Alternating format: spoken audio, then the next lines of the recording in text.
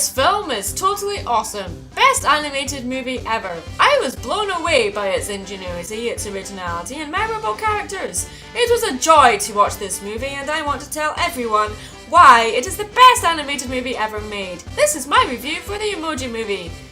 So there's this emoji named Jean who lives in a city called Textopolis, which exists inside a smartphone, which is owned by this 14-year-old boy named Alex who barely has any lines in the movie at all, which is great, because who wants to waste time fleshing out a human character for us to connect with when we have an entire world of cute little one-note marketable emoji characters to get to know.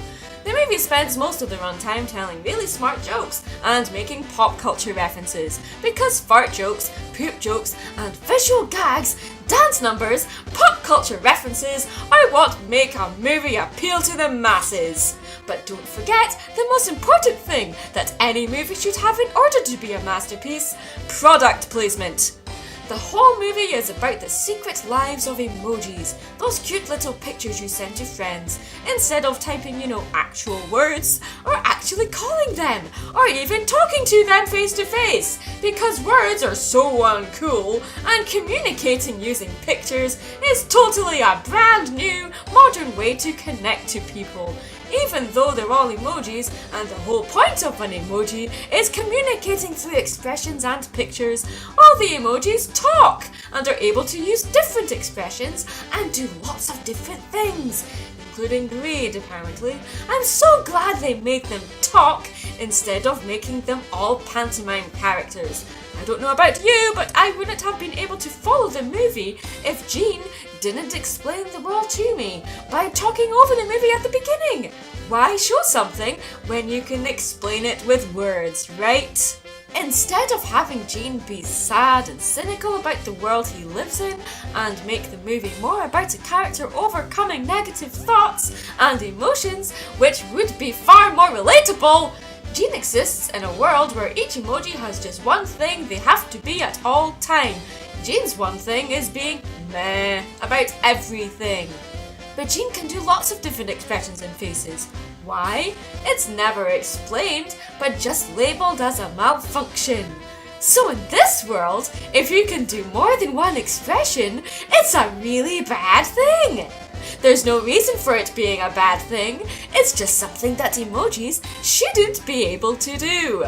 Lots of other emojis can do all kinds of expressions too, but I guess it's okay for them, because the movie is about Jean and his problem of not being the thing he should be, even though by the end of the movie the thing he can do is what makes him special. How precious. Being meh in Textopolis is really hard, because look how amazing the world is, and how funny all the jokes are. Like the monkeys with the briefcases are off to do monkey business, and the elephant emoji is beside the fart emoji. Or how the elephant remembers that Jean was laughing in public. Like how clever, the elephant emoji remembered something that happened 30 seconds ago. Well done. Hey, look! The poop emoji is in the bathroom, and he was in the same cubicle as his 10-year-old son. That's not weird or disturbing at all. There's more than one emoji in this world for each thing, because these characters needed to have a family dynamic and relatives to prove themselves to, right? Because that's all parents exist for in movies, right? We don't need to know how emojis reproduce, or why, or how they have a digestive system, or how they age. That's not important. What's more important is poop jokes. John Luckpickle's voice coming from a turd is totally hilarious and never gets old at all. That John Luckpickle guy is going to be super famous now and will never regret doing this voice at all, right? Right. So anyway, Jean goes to work at his first day in a cube as the meh emoji and meets Smiler, the first emoji.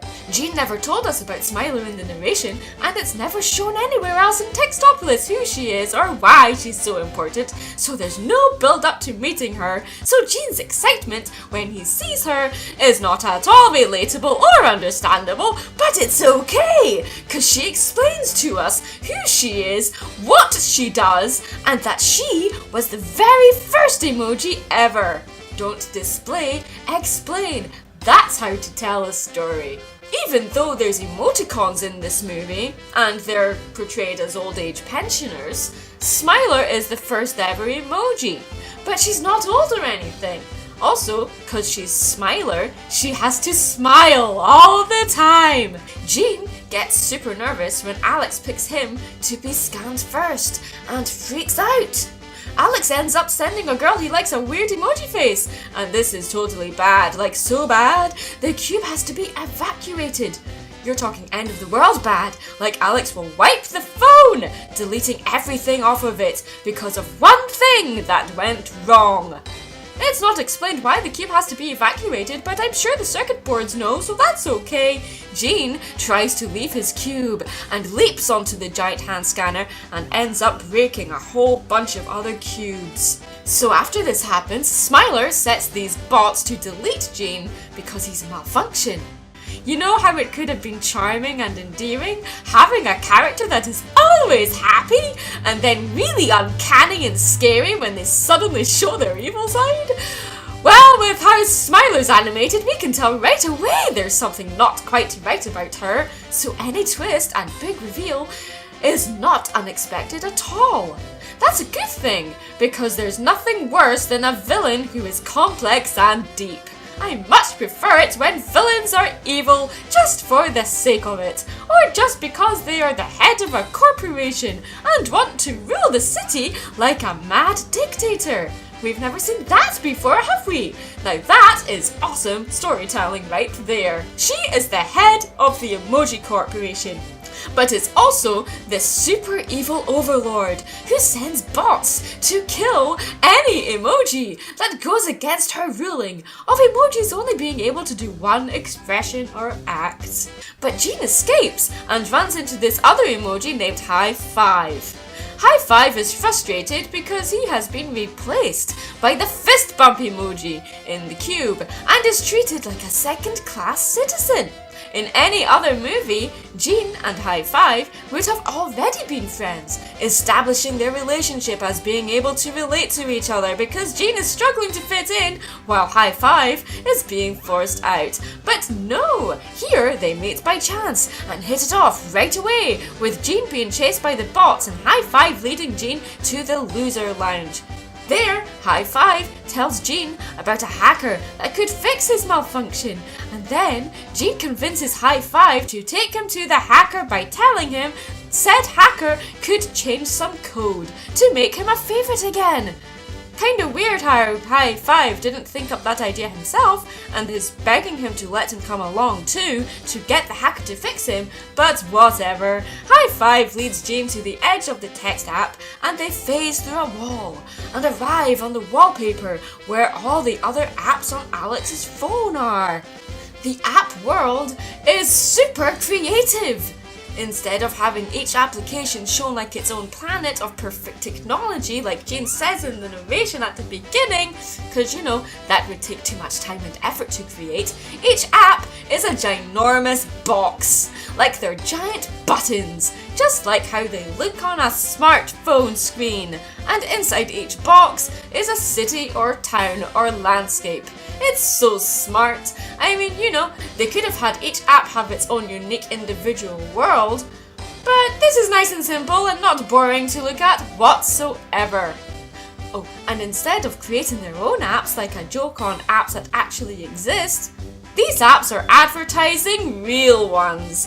That not only saves time, but helps to promote these apps. It doesn't distract from the story at all. Ingenious product placement that doesn't destroy your immersion in the story whatsoever. I was totally engrossed in the story and barely noticed Facebook, Spotify, YouTube, Dropbox, Twitter, Just Dance or Candy Crush in there. This won't date this movie at all. This movie will forever be a timeless classic. The Emoji Movie is super clever with its character designs and world building. It's emotionally driven and heartfelt and drives the animation industry in a whole new direction. This movie was made by people who wanted to make something of value and never once thought of what profit they would make.